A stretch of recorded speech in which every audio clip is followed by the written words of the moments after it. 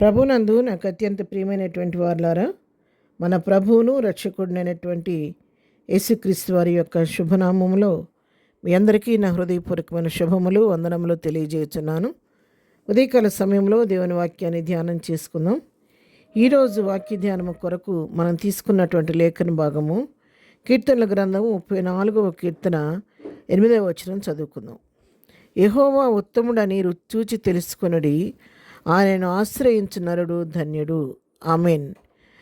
ఈ వాక్య భాగాన్ని మనం గమనించినట్లయితే యెహోవా ఉత్తముడని రుచి చూచి తెలుసుకోమంటున్నాడు భక్తుడు.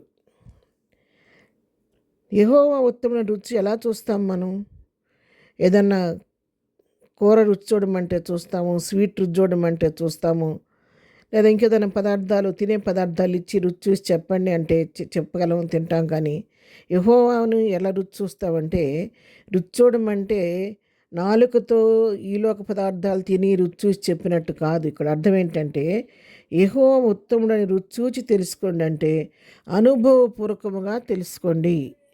యెహోవా యొక్క ఔన్నత్యాన్ని, ఆయన యొక్క శక్తిని, ఆయన యొక్క బలాన్ని, ఆయన ప్రేమను, ఆయన వాత్సల్యతను, ఆయన కనికరాన్ని మీరు అనుభవపూర్వకంగా తెలుసుకోండి. ఆయన యొక్క ప్రేమ యొక్క లోతు, ఎత్తు, వెడల్పు, పొడుగు మీరు అనుభవపూర్వకంగా తెలుసుకోండి అని చెప్పి ఇక్కడ దేవుని వాక్యము సెలవిస్తూ ఉంది.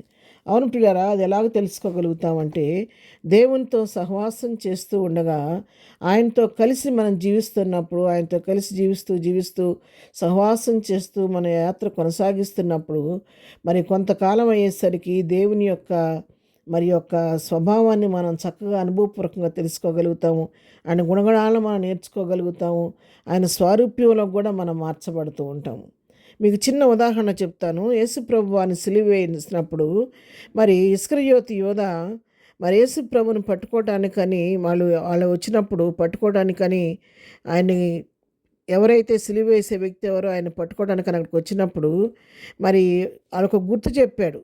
మరి ఎవరైతే నేను ముద్దు పెట్టుకుంటానో ఆ వ్యక్తే యేసు ప్రభు, ఆయన పట్టుకోండి, ఆయన్ని సిలువేయాలని చెప్పి వాళ్ళకి ముందుగానే చెప్పాడు.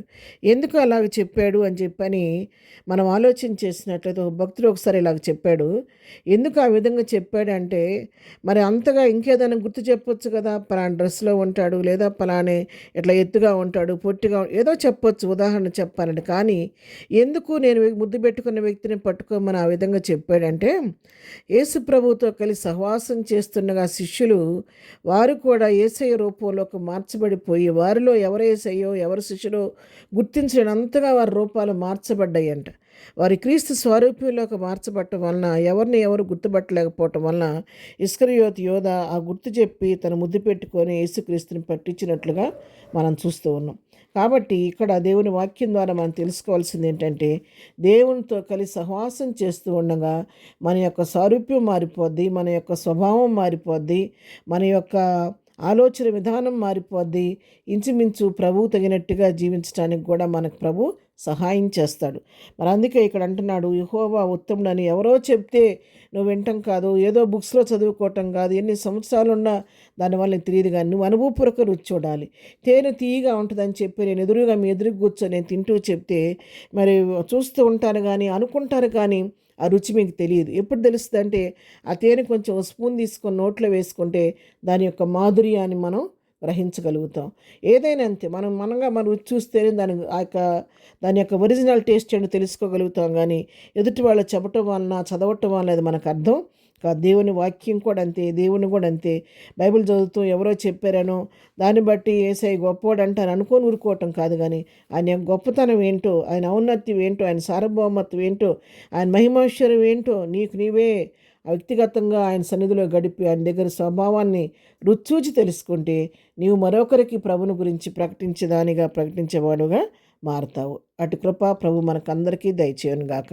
ఆమెన్. ప్రార్థన. ప్రేమగల తండ్రి, ఉదయకాలం మాకు ఇచ్చినటువంటి ఈ లేఖన భాగాన్ని బట్టి నీ కొందనాలు. మా జీవితాల్లో ఏదైనా వాక్యం వింటున్న ప్రతి బిడ్డ కూడా అనుభవపూర్వకంగా ప్రభాని రుచి చూచి తెలుసుకునే కృప దయచేయండి.